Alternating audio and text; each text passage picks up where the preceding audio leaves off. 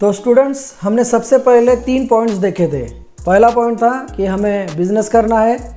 दूसरा पॉइंट था कि हमें कौन सा बिज़नेस करना है, यानी कौन सा प्रोडक्ट बेचना है। वो फिर कपड़ों का बिज़नेस हो सकता है, ज्वेलरी का हो सकता है, ग्रोसरीज हो सकता है, कुछ भी हो सकता है। तो ये जो कपड़े हो गए, ग्रोसरीज हो गया, ज्वेलरी हो गई, ये जो है इसको प्रोडक्ट कहा जाता है। ये हमारे बिज़नेस का मेन प्रोडक्ट होता है। फिर हमने तीसरा पॉइंट देखा कि हमें ये बिज़नेस करने के लिए कितने पैसों की ज़रूरत है, कितना फंड, मनी, जिसको कैपिटल भी कहा जाता है, कितने की ज़रूरत है। और फिर हम वो बिज़नेस स्टार्ट करने के लिए हमने फिर पार्टनर्स ढूंढे, इन्वेस्टर्स ढूंढे, उनके तरफ से पैसा लिया और हमने बिज़नेस स्टार्ट किया। तो हमने जो तीसरा पॉइंट था वो अच्छे से डिस्कस कर लिया। आई होप कि आप सभी को पूरी तरीके से समझ में आ गया होगा। और अभी हम पहला और दूसरा पॉइंट डिस्कस करने वाले हैं। और पहला और दूसरा जो पॉइंट है इसको हमें साथ में डिस्कस करना होगा, क्योंकि पहला जो पॉइंट है कि हमें हमारा बिज़नेस गवर्नमेंट के अंडर रजिस्टर करना है, तो हमें रजिस्ट्रेशन करना होगा। फिर हमारा बिज़नेस किस टाइप का है, यानी हमारे बिज़नेस में हम कौन सा प्रोडक्ट बेचने वाले हैं, तो वो प्रोडक्ट पे डिपेंड रहेगा बिज़नेस का लाइसेंस। तो ये दो डिफरेंट चीज़ें हैं, इसको अच्छे से समझिए कि अगर हमें बिज़नेस करना है तो बिज़नेस को रजिस्टर करना होगा। रजिस्ट्रेशन एक अलग पार्ट हो गया और बिज़नेस लाइसेंस अलग पार्ट हो गया। और ये जो बिज़नेस लाइसेंस है हमारे बिज़नेस का जो प्रोडक्ट है उस पर डिपेंड करेगा। अब वो किस तरीके से, वो मैं आपको आगे बताता हूँ। तो सबसे पहले हम देखते हैं कि हमें बिज़नेस रजिस्टर करना है। तो बिज़नेस हमें रजिस्टर करना ये कंपलसरी है, हमें करना ही होगा। तो ये कहाँ करना है, हमें MCA के अंडर रजिस्टर करना है, जिसका फुल फॉर्म है मिनिस्ट्री ऑफ कॉरपोरेट अफेयर्स। तो MCA के अंडर हमें हमारा बिज़नेस रजिस्टर करना बहुत ज़रूरी है। अभी बिज़नेस तो रजिस्टर हो गया, तो लेकिन अभी हमें जो बिज़नेस करना है उसके लिए लाइसेंस की ज़रूरत कब पड़ती है। तो अभी हम ये एग्जांपल देखते हैं कि ये ऐसे कुछ बिज़नेस है जहाँ पे गवर्नमेंट के लाइसेंस की ज़रूरत नहीं पड़ेगी आपको। उसमें क्या है कि मान लीजिए कि आप ग्रोसरी का बिज़नेस कर रहे हो, ठीक है, इसमें मोस्टली कोई लाइसेंस की ज़रूरत नहीं पड़ती है। फिर आप कपड़ों का बिज़नेस कर रहे हो, इसमें भी ज़रूरत नहीं पड़ती। फिर आपका कोई शॉप है जो होम अप्लायंसेस में डील करता है, आप वो होम अप्लायंसेस बेचते हो, ठीक है, तो इसमें भी आपको लाइसेंस की ज़रूरत नहीं पड़ेगी। फिर आप जो इलेक्ट्रॉनिक्स के प्रोडक्ट होते हैं उनको बेचते हो, तो इसमें भी आपको रजिस्ट्रेशन की ज़रूरत नहीं पड़ेगी। फिर आप फर्नीचर को बेचते हो, तो इसमें भी आपको किसी भी लाइसेंस की ज़रूरत नहीं पड़ेगी, ठीक है। तो यहाँ पे आपको गवर्नमेंट के किसी भी बिज़नेस लाइसेंस की ज़रूरत नहीं पड़ेगी, लेकिन आपको आपके बिज़नेस को रजिस्ट्रेशन करना ज़रूरी है। इसमें लाइसेंस की ज़रूरत नहीं होगी। अब लाइसेंस कौन से बिज़नेस में ज़रूरी होगा, तो ये कुछ बिज़नेस है जिसमें आपको रजिस्ट्रेशन करने के बावजूद आपको गवर्नमेंट से लाइसेंस अलग से आपको लाइसेंस भी लेना बहुत ज़रूरी है। उसमें हो गया, अगर आपको बैंक और फाइनेंस में बिज़नेस करना है, जैसे जो आप देखते हो कि जैसे स्टेट बैंक ऑफ इंडिया हो गया, बैंक ऑफ इंडिया हो गई, ICICI बैंक हो गया, पंजाब नेशनल बैंक हो गई, या फिर बजाज फाइनेंस जो कंपनी है फाइनेंस वाली, वो हो गया। फिर हो गया टाटा कैपिटल फाइनेंस वाली कंपनी है। तो ऐसे बैंक और फाइनेंस से रिलेटेड अगर आपको कोई भी बिज़नेस करना है तो उसके लिए आपको जो गवर्नमेंट की एक बॉडी होती है RBI, उनके तरफ से लाइसेंस लेना होगा। और अगर आपके पास RBI का लाइसेंस नहीं है तो आप ये बिज़नेस नहीं कर सकते। फिर दूसरा आता है इंश्योरेंस, कि अगर आपको इंश्योरेंस का प्रोडक्ट बेचना है, कि आप चाहते हैं कि कोई आपके ये इंश्योरेंस का एक कोई प्लान होगा, ठीक है, तो इंश्योरेंस के जो प्लान होंगे उसमें आपके जो प्लान है उसमें जो कस्टमर होंगे वो इन्वेस्ट करेंगे, ठीक है।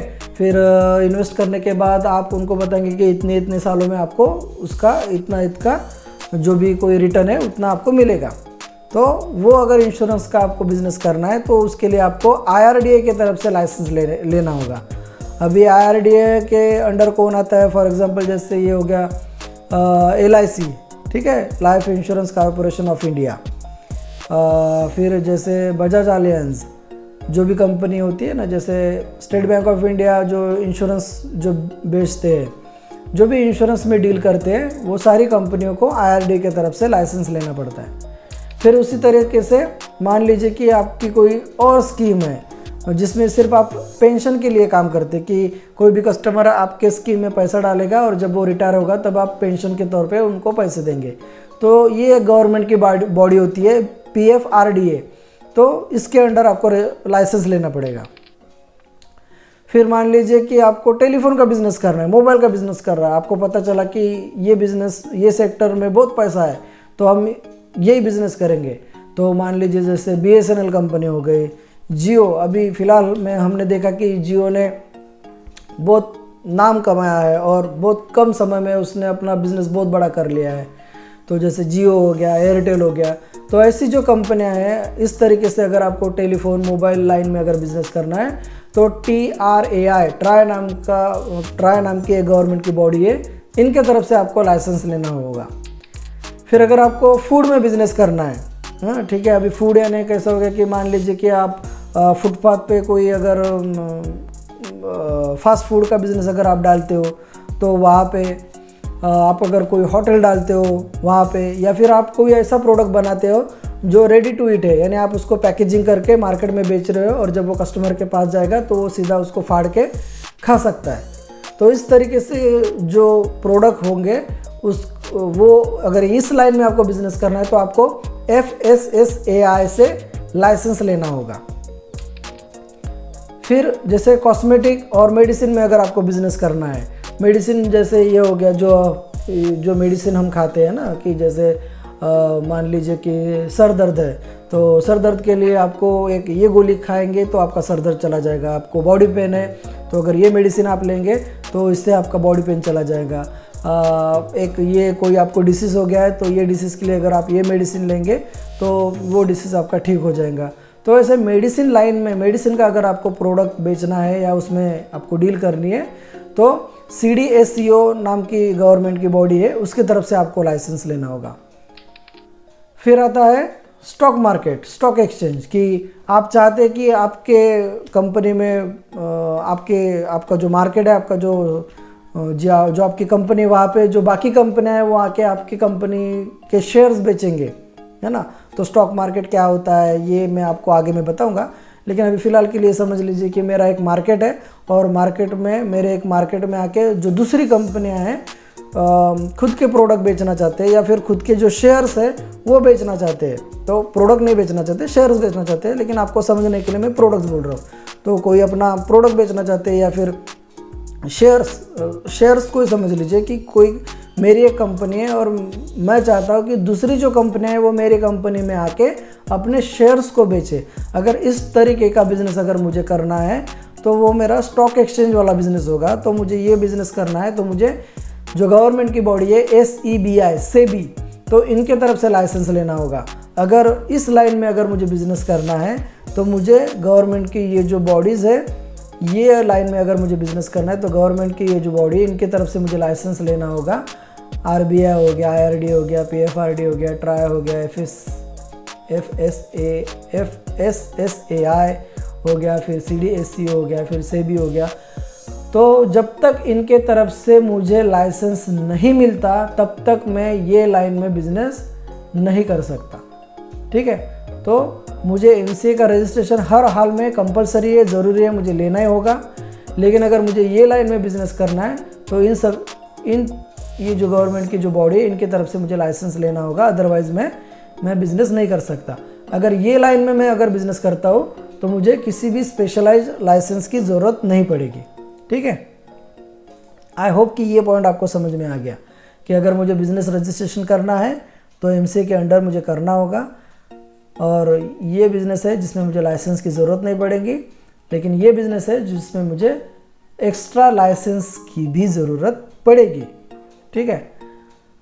अभी यहाँ पे मैं एक एग्जांपल आपको देना चाहता हूँ। एक एग्जांपल यानी आपको एक बात बताना चाहता हूँ कि आप अगर बोलेंगे कि ठीक है, अगर मुझे कोई बिज़नेस रजिस्टर करना है तो मुझे MCA के अंडर ही अपनी कंपनी रजिस्टर करनी होगी। लेकिन आप जाएंगे आपके आस पड़ोस के शॉप में, दुकान पे, और आपको वहाँ पे दिखेगा। आप उसको पूछोगे कि भाई साहब आप तो बिज़नेस कर रहे हो और आपका जो बिज़नेस है वो कौन से गवर्नमेंट के कौन से डिपार्टमेंट में आपने आपका बिज़नेस रजिस्टर किया है। तो वो आपको आप देखेंगे कि उसकी दीवार पे ही एक सर्टिफिकेट लटका हुआ आपको दिखेगा। वो आपको वो सर्टिफिकेट दिखाएगा और आपको दिख जाएगा कि उसका ये रजिस्ट्रेशन हुआ है, लेकिन आपको ये दिखेगा कि उसका रजिस्ट्रेशन MCA में नहीं हुआ है। तो अभी यहाँ पे दो चीज़ें होगी। कौन सी? एक ये चीज़ होगी कि आप वो दुकानदार से बोलोगे कि अरे यार तेरा बिज़नेस इलीगल है, तूने तो MCA के अंडर रजिस्टर किया ही नहीं है, तो तूने MCA के अंडर रजिस्टर करना चाहिए। ये होगी फर्स्ट मिसअंडरस्टैंडिंग कि आपने उसको ऐसा बोल दिया। दूसरी मिसअंडरस्टैंडिंग ये भी हो सकती है कि आप मुझे बोलोगे कि अरे सर मैं तो वो गया था वहाँ पे वो शॉप पे देखा तो उसका तो अलग ही रजिस्ट्रेशन मुझे दिखा, और आपने तो बोला कि बिज़नेस अगर आपको रजिस्ट्रेशन करना तो MCA में ही करना पड़ता है। तो आप तो झूठ सिखा रहे हो, कुछ भी बताते, कुछ भी पढ़ा रहे हो हमको। ऐसा थोड़ी है MCA में रजिस्ट्रेशन करना पड़ता है। तो ये दो मिसअंडरस्टैंडिंग क्रिएट ना हो इसलिए मैं आपको बता रहा हूँ कि MCA और जो लोकल रजिस्ट्रेशन आपने देखा दोनों में फ़र्क है, डिफरेंस है। अब वो कैसे, मैं आपको बताता हूँ। आप अगर जाओगे लोकल दुकान में, लोकल शॉप में, तो आपको वहाँ पे दिखेगा जो सर्टिफिकेट लगा है उसका नाम होगा शॉप एंड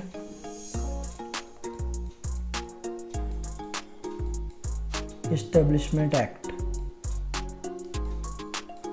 ठीक है, ये आप अच्छे से पढ़िए, इसको समझ लीजिए।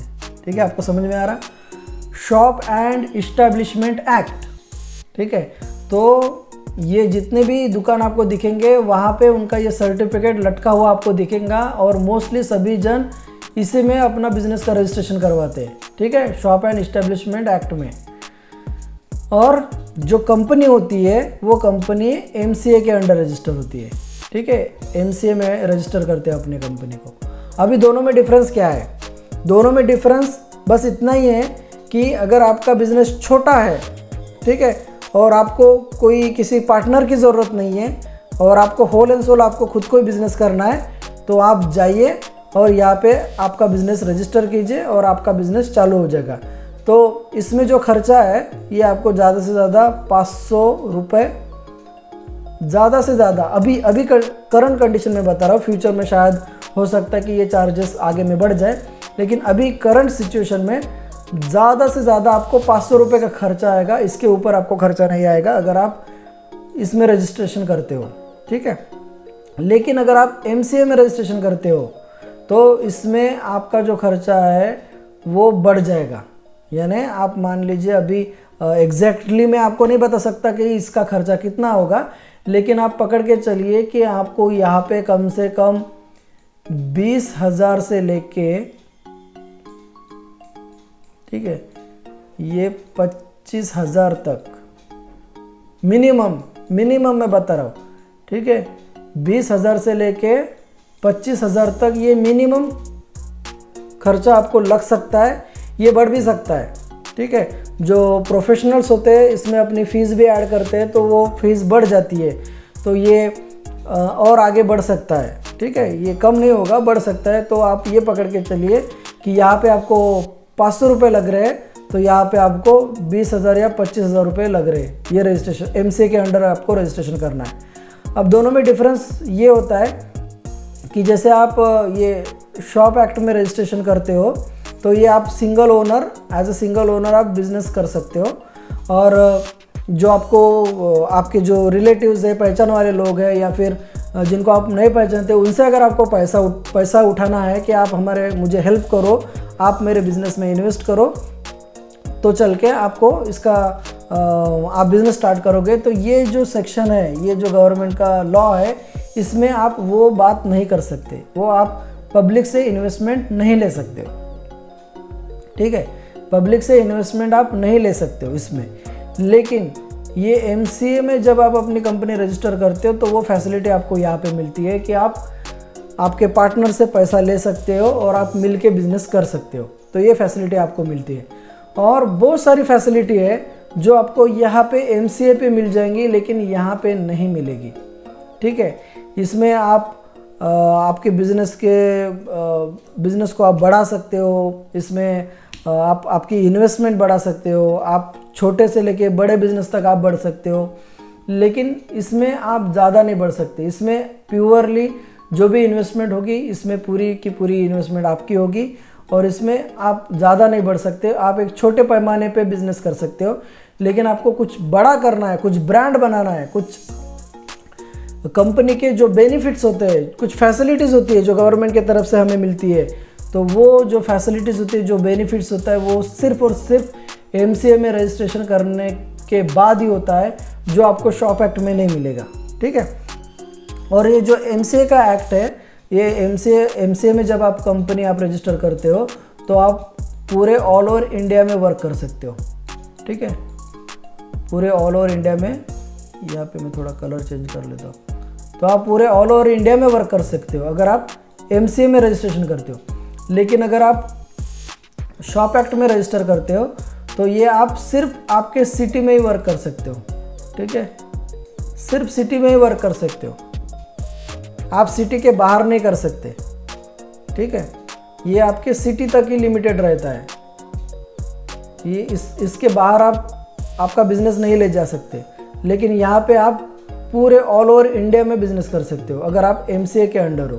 ठीक है, यहाँ पे आप सिटी के बाहर नहीं जा सकते, बिल्कुल नहीं, लेकिन आप यहाँ ऑल ओवर इंडिया में अपना बिजनेस एक्सपांड कर सकते हो।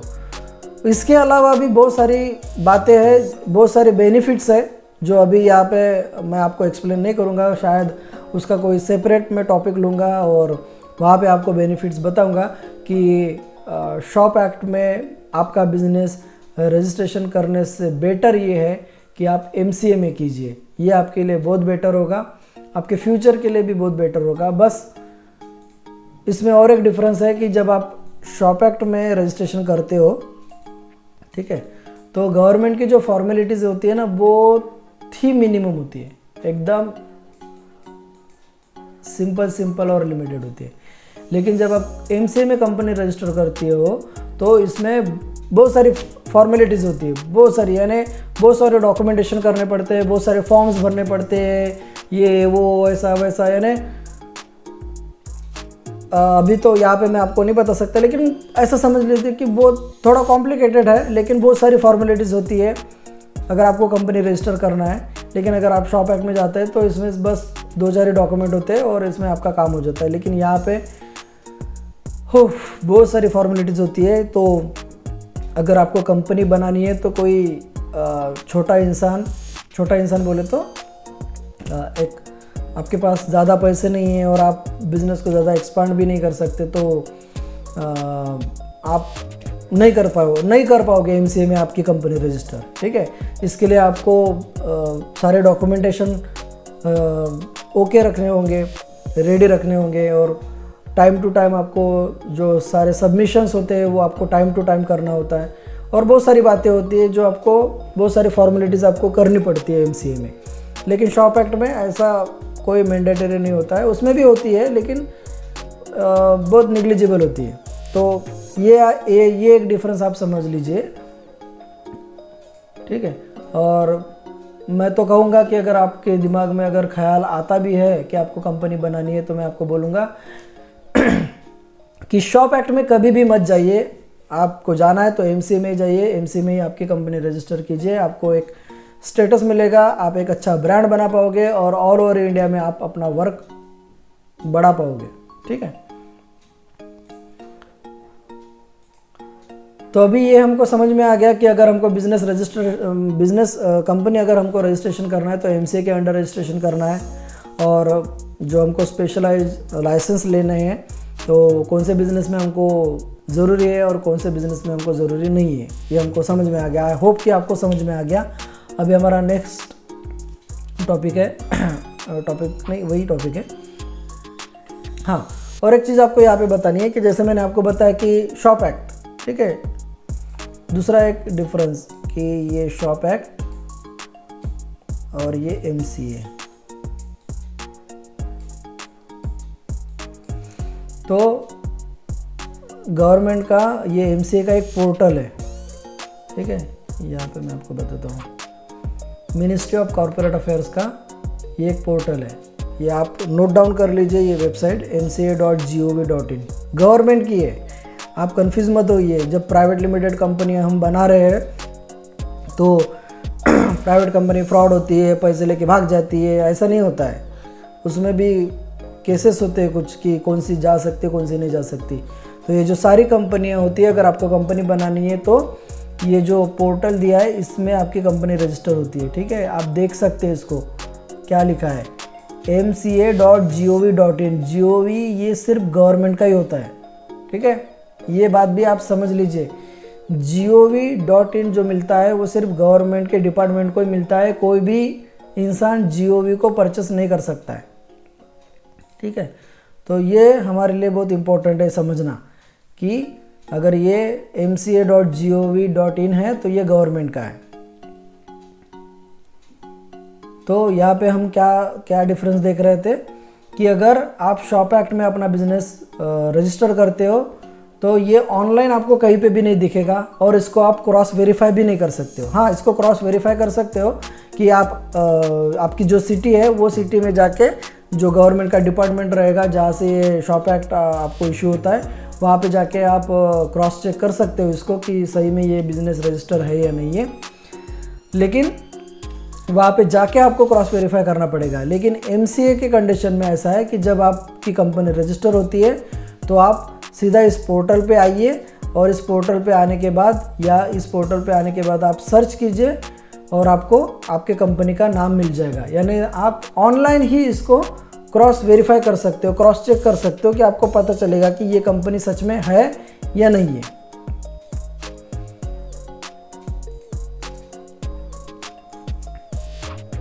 ये होता है उनका पोर्टल, ये उनकी वेबसाइट है, ठीक है। इसमें भी आप कंफ्यूज मत होइए कि पोर्टल क्या होता है, वेबसाइट क्या होता है। वेबसाइट को ही पोर्टल बोलते हैं, पोर्टल को ही वेबसाइट बोलते हैं।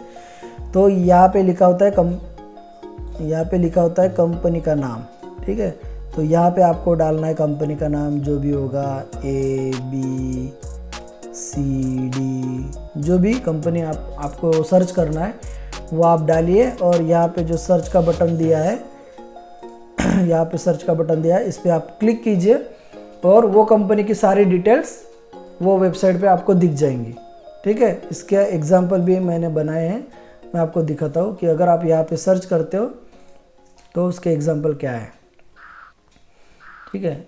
अभी ये भी एक डिफरेंस मैं आपको बताना चाहता हूँ कि प्राइवेट कंपनी और गवर्नमेंट कंपनी, ठीक है। आप शायद ये सोच रहे होंगे कि ठीक है प्राइवेट कंपनी हो हमको पता है, लेकिन गवर्नमेंट कंपनी क्या होती है। तो गवर्नमेंट भी बिजनेस में होती है, गवर्नमेंट की भी कंपनी होती है। तो आप ये मत सोचिए कि ये गवर्नमेंट का डिपार्टमेंट है तो वो गवर्नमेंट का डिपार्टमेंट है, वो कहीं पे भी रजिस्टर नहीं है। ऑब्वियसली गवर्नमेंट के जो डिपार्टमेंट होते हैं वो रजिस्टर नहीं होते कहीं, पर गवर्नमेंट भी अपनी खुद की कंपनी बनाती है, ठीक है। तो ऐसा नहीं है कि गवर्नमेंट को अगर कोई प्रोजेक्ट करना है तो बस गवर्नमेंट को करना है तो कर लिए, आज हमारी इच्छा हो गई हमने कर लिए, ऐसा नहीं होता है।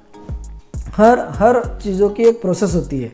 तो ये एक ही पोर्टल है MCA, ठीक है, MCA ministry of corporate affairs, जो मैंने आपको बताया। तो फिर वो प्राइवेट कंपनी हो या गवर्नमेंट की कंपनी हो, दोनों को भी इसी वेबसाइट पे जाके यानी इसी डिपार्टमेंट में जाके अपनी कंपनी को रजिस्टर करना होता है, ठीक है।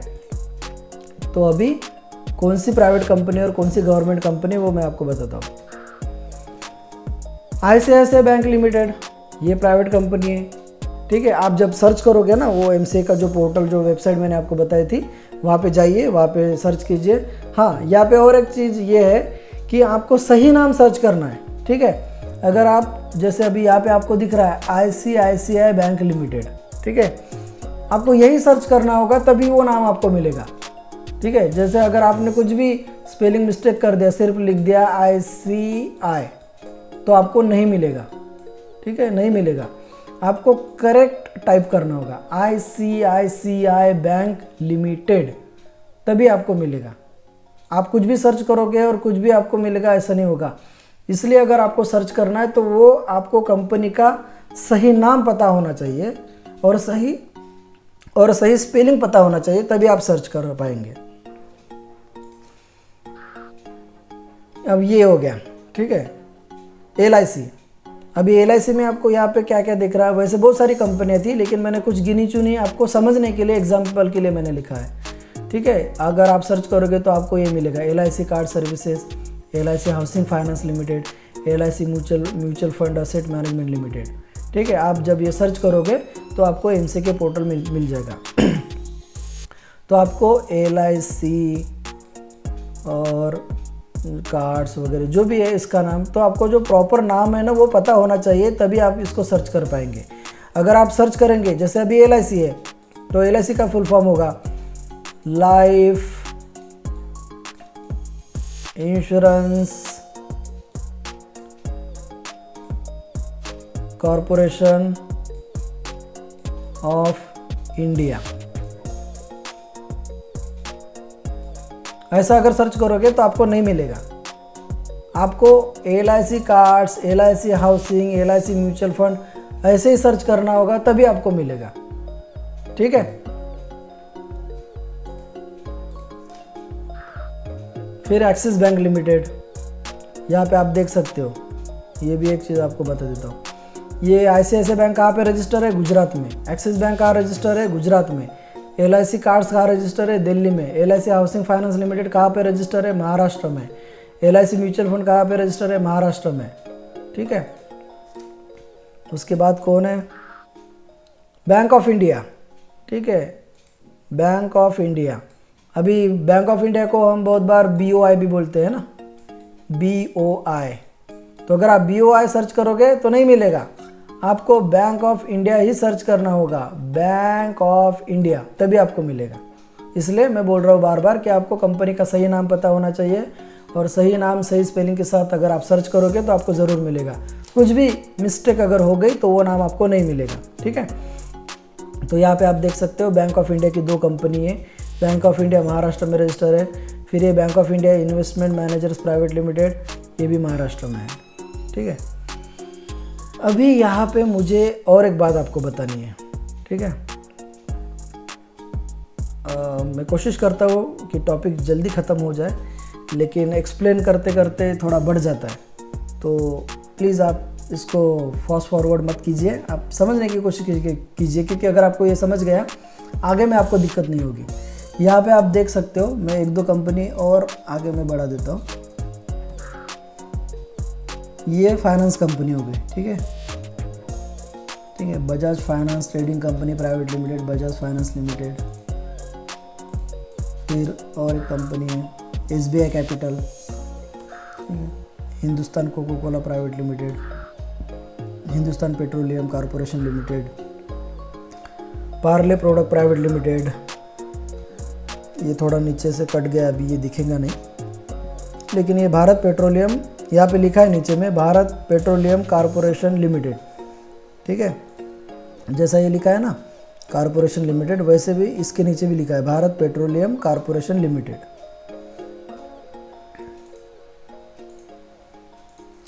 मैं चाहता हूँ कि हर टाइप का जो आपका कन्फ्यूजन है वो दूर हो जाए, आपको ये नहीं लगे कि अरे इसमें तो ये है उसमें तो वो है, इसलिए मैं कोशिश कर रहा हूँ कि हर टाइप का आपका कन्फ्यूजन दूर हो। अभी ये लाइन भी कट गई है, यहाँ पे आपको शायद दिख रहा होगा, थोड़ा सा इतना ही दिख रहा है आपको, ठीक है। तो यहाँ पे इन्फोसिस लिखा है, ठीक है। इन्फोसिस नाम की जो कंपनी सॉफ्टवेयर वाली, इन्फोसिस लिमिटेड वो कंपनी है। तो ये कंपनी कर्नाटक में रजिस्टर है, पार्ले महाराष्ट्र में रजिस्टर है, हिंदुस्तान कोको कोला दिल्ली में रजिस्टर है। फिर ये स्टेट बैंक ऑफ इंडिया जो है कैपिटल, ये महाराष्ट्र में है। SBI कार्ड जो है दिल्ली में है। हिंदुस्तान पेट्रोलियम महाराष्ट्र में है, भारत पेट्रोलियम महाराष्ट्र में है, ठीक है। तो ये सारी कंपनियों के डिटेल्स है, ये उनके रजिस्ट्रेशन नंबर है, गवर्नमेंट रजिस्ट्रेशन नंबर है, ये सारे के सारे यहाँ पे आप देख सकते हो, ये सारे गवर्नमेंट रजिस्ट्रेशन नंबर है, ठीक है।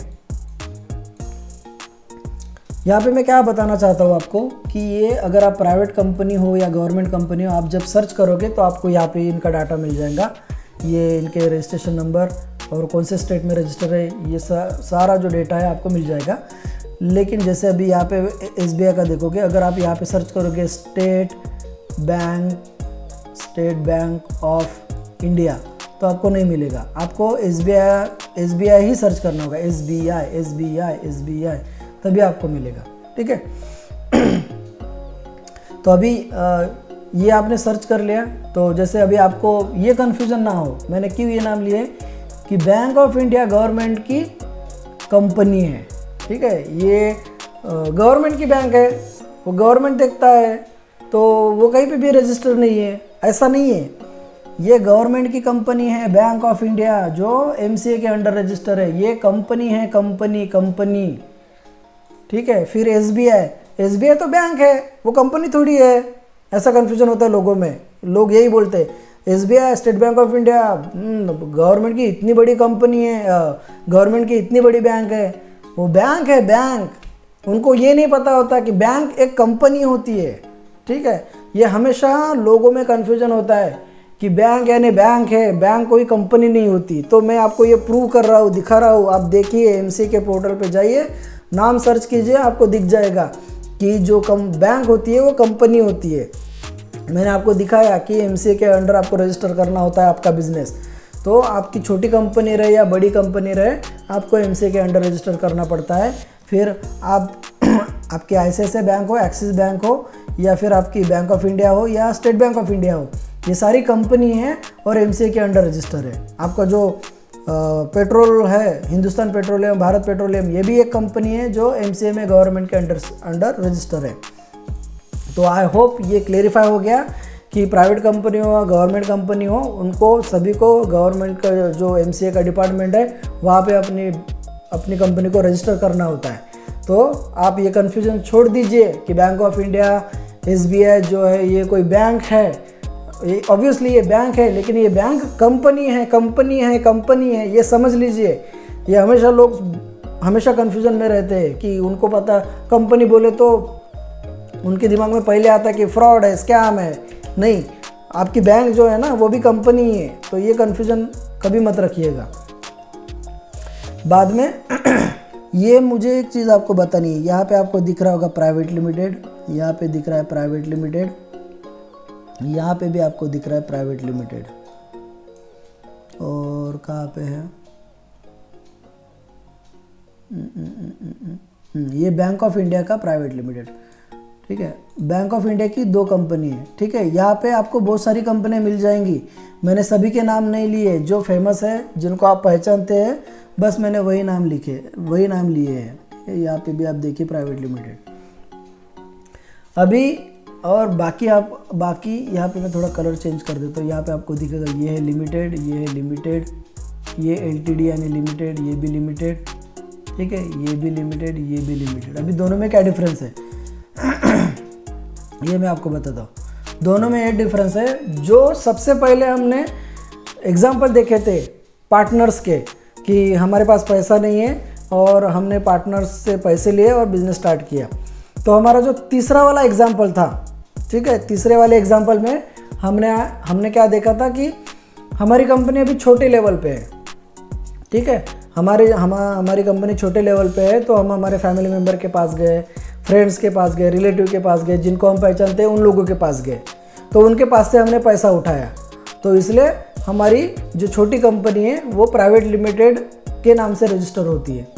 लेकिन जब हमें बड़ी कंपनी बनानी है या फिर हमें पब्लिक के पास जाना है, यानी हमें कंपनी बड़ी बनानी है, तो हमें ज़्यादा लोगों के पास जाना होगा। ऐसे लोगों के पास जिन्हें हम पहचानते नहीं, जिनसे कभी हम मुलाकात नहीं किए, तो हमें पब्लिक से पैसा उठाना है। तब किसका रोल आ जाता है? पहले थर्ड वाले एग्जाम्पल पे सिर्फ MCA का रोल था, अभी फोर्थ वाले एग्जाम्पल में MCA प्लस SEBI का रोल आ गया। तब जब हमारी कंपनी बड़ी हो जाती है तब हमें उसको लिमिटेड करना पड़ता है। ठीक है, तो अगर हमारी कंपनी छोटी है तो हमारी कंपनी प्राइवेट लिमिटेड होती है, और जब हमारी कंपनी बड़ी हो जाती है, जब हम पब्लिक से पैसा उठाते हैं, तब हमारी कंपनी लिमिटेड हो जाती है। ठीक है, तो ये प्राइवेट लिमिटेड और लिमिटेड का डिफरेंस होता है। तो अभी यहाँ पे दोनों एग्जांपल आपको यहाँ पे दिख रहे हैं कि जैसे जो कोको कोला कंपनी इंडिया में कोई छोटी कंपनी नहीं है, हमें पता है, ये तो बहुत बड़ी कंपनी है। हाँ, पूरे वर्ल्ड में उनके प्रोडक्ट है। तो हिंदुस्तान में जब, इंडिया में जब ये लोग बिजनेस कर रहे हैं, तो इनको पब्लिक की तरफ से इन्वेस्टमेंट की ज़रूरत नहीं पड़ी, ठीक है, इनको ज़रूरत नहीं थी पैसों की, इसलिए उन्होंने अपनी कंपनी को सिर्फ प्राइवेट लिमिटेड ही रखा, ठीक है। पार्ले को कौन नहीं जानता, सब जानते हैं। पार्ले बिस्कुट इतने फेमस है और बहुत सारे प्रोडक्ट है पार्ले के। तो इनके पास भी इतना पैसा कि इनको भी पब्लिक से जाके पैसा लेने की ज़रूरत नहीं पड़ी। तो इतनी बड़ी कंपनी होने के बावजूद इन्होंने भी अपनी कंपनी को प्राइवेट ही रखा। इन्होंने अपने कंपनी को पब्लिक नहीं लेके गए, लिमिटेड नहीं किया, क्योंकि इन्होंने पब्लिक की ये जो दो कंपनी आपको दिख रही है, ये कंपनी, फिर आपको बजाज की ये भी कंपनी आपको दिख रही है जहाँ पे प्राइवेट लिमिटेड लिखा है, फिर आपको बैंक ऑफ इंडिया की दूसरी कंपनी दिख रही है जहाँ पे प्राइवेट लिमिटेड लिखा है। तो ये जितने भी प्राइवेट लिमिटेड दिख रहे हैं ये बहुत बड़ी बड़ी कंपनियाँ हैं, लेकिन इनको ज़रूरत नहीं पड़ी पब्लिक के पास जाने की, इसलिए इन्होंने अपनी कंपनी को प्राइवेट लिमिटेड ही रखा, ठीक है। और ये बड़ी कंपनी होने के बावजूद ये जो लिमिटेड है ना, लिमिटेड कंपनी, ये लिमिटेड कंपनी से थोड़ी छोटी है, ये थोड़ा समझ लीजिए। ये भी एक अलग ही टॉपिक है, इसके बारे में भी हम कभी बाद में डिस्कस करेंगे। फिलहाल के लिए इतना समझ लीजिए कि ये प्राइवेट लिमिटेड और लिमिटेड बहुत बड़ी कंपनियां हैं, लेकिन जो प्राइवेट लिमिटेड कंपनी है ये लिमिटेड कंपनी से थोड़ी छोटी है, इसलिए ये लोग, और इनको पब्लिक के पास जाने की ज़रूरत नहीं पड़ी, बहुत सारी इन्वेस्टमेंट की ज़रूरत नहीं पड़ी, इसलिए इन्होंने अपने कंपनी को प्राइवेट लिमिटेड ही रखा।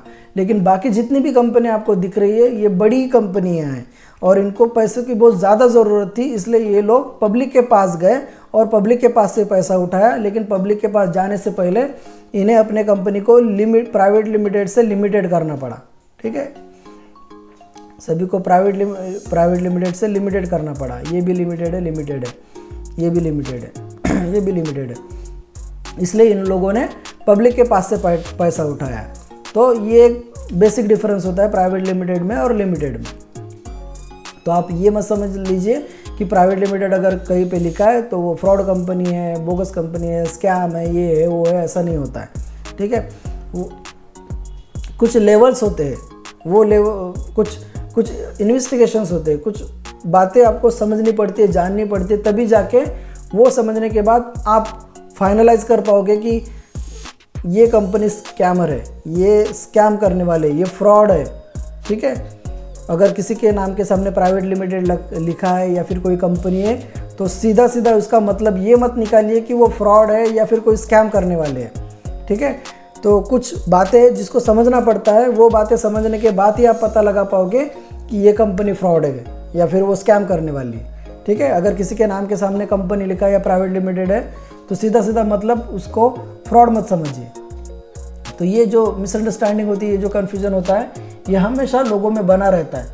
तो अगर आपको ये चीज़ें समझ में आ गई तो आपको ये कन्फ्यूज़न आगे में कहीं नहीं रहेगा। और अगर आप ये मेरे वीडियो उन लोगों तक भी पहुंचाओगे तो अगर वो लोग इसको देखेंगे, समझेंगे, तो उनके दिमाग में से भी ये जो कन्फ्यूज़न है, ये जो मिसअंडरस्टैंडिंग है, वो दूर हो जाएगी। आई होप सो, ठीक है। बाद में और कंपनी हम देखते हैं, ठीक है। यहाँ पे BSNL की कंपनी है, ठीक है। जैसे मैंने एग्जांपल दिया था कि अगर आपको टेलीफोन का बिज़नेस करना है तो आपको ट्राई से लाइसेंस लेना पड़ेगा, ठीक है। तो ये हो गया BSNL कंपनी। अच्छा, ये एक पॉइंट क्लियर करने का रह गया मेरा, मैं बता देता हूँ, यहीं पे बता देता हूँ। इससे पहले जो हमने देखा ना, ICICI bank, axis bank, bank of India, state bank of India, इन्होंने MCA पे रजिस्टर तो किया है, लेकिन साथ में RBI की तरफ से भी लाइसेंस लिया है, ठीक है। आई होप यहाँ पे कन्फ्यूजन आपका क्लियर हो गया होगा। वैसे ही यहाँ पे अगर आप BSNL को देखते हैं तो BSNL ने MCA के अंडर तो रजिस्टर किया, लेकिन उन्होंने ट्राई की तरफ से भी लाइसेंस लिया है, TRAI, ट्राई, ठीक है। ट्राई की तरफ से भी लाइसेंस लिया है। फिर उसके बाद यह रिलायंस की दो कंपनियां हैं, वैसे तो बहुत सारी कंपनियां हैं, लेकिन मैं आपको यहाँ पे दो ही एग्जांपल दे रहा हूँ। यहाँ पे भी आप देख सकते हो, ये रिलायंस कंपनी जो है महाराष्ट्र में रजिस्टर है। ये मेन कंपनी है रिलायंस इंडस्ट्रीज लिमिटेड। ये इन्होंने भी पब्लिक के पास से पैसा उठाया, बड़ी कंपनी है इसलिए वो लिमिटेड है। और रिलायंस की दूसरी कंपनी है रिलायंस इंडस्ट्रीज प्राइवेट लिमिटेड। ये छोटी कंपनी है, यानी इनसे थोड़ी सी छोटी कंपनी है, एक्चुअल में वो भी बहुत बड़ी कंपनी है और इनको ज़रूरत नहीं पड़ी पब्लिक से पैसा उठाने की, इसलिए ये प्राइवेट लिमिटेड ही रखा। लेकिन दूसरी कंपनी जो इन्होंने उसको लिमिटेड कर दिया। फिर ये BSNL की दूसरी कंपनी है, BSNL टावर कॉरपोरेशन लिमिटेड। फिर ये टाटा मोटर्स। फिर ये अपना इंडियन रेलवे तो पता है सबको, अपन तो ट्रेन से जाते हैं, है ना, सबको पता है इंडियन रेलवे क्या है। तो इंडियन रेलवे भी गवर्नमेंट की है ना।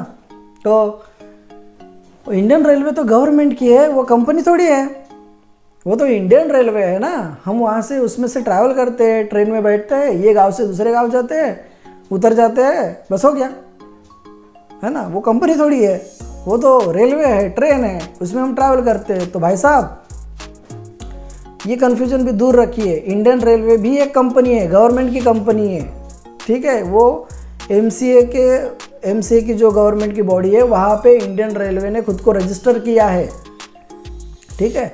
और तब जाके वो कंपनी बनी और वो बिजनेस उनका चालू है। तो इंडियन रेलवे गवर्नमेंट का है तो वो कंपनी नहीं है, ये भी कन्फ्यूजन दिमाग से निकाल दीजिए। इंडियन रेलवे भी एक कंपनी है और वो गवर्नमेंट के अंडर रजिस्टर है।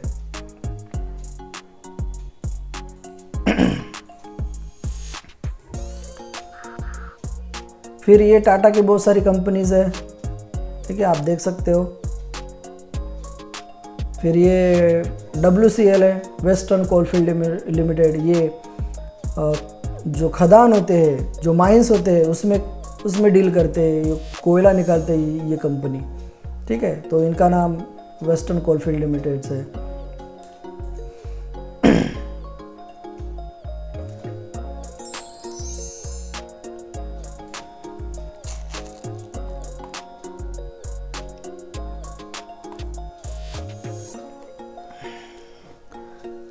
वैसे ही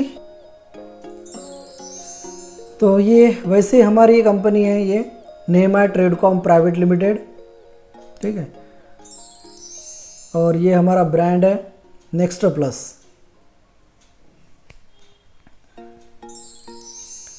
तो आप देख सकते हैं कि हमारी कंपनी की डिटेल्स भी आपको यहाँ पे दिखेंगी। ये हमारे कंपनी का रजिस्ट्रेशन नंबर है, ठीक है। ये हमारी कंपनी का नाम है, ठीक है। यहाँ पे भी आप देख सकते हैं कि हमारी कंपनी फ़िलहाल प्राइवेट लिमिटेड है। जब आगे जाके हमारी कंपनी बड़ी होगी तो शायद हम भी इसको लिमिटेड बनाएंगे। अभी फ़िलहाल के लिए तो ये प्राइवेट लिमिटेड है। और ये हमारी कंपनी महाराष्ट्र स्टेट में रजिस्टर है।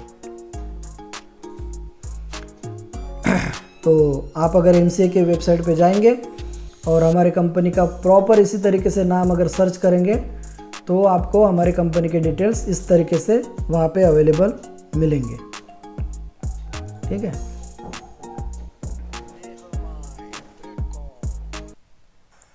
नेहमाय ट्रेडकॉम। सपने मत देखो, जागे है देर तक, हमें कुछ देर सोने दो। सपने कभी सच नहीं होते, लेकिन मैंने सपना देखा, हमने सपना देखा, हिंदुस्तान की सबसे बड़ी कंपनी बनने का सपना।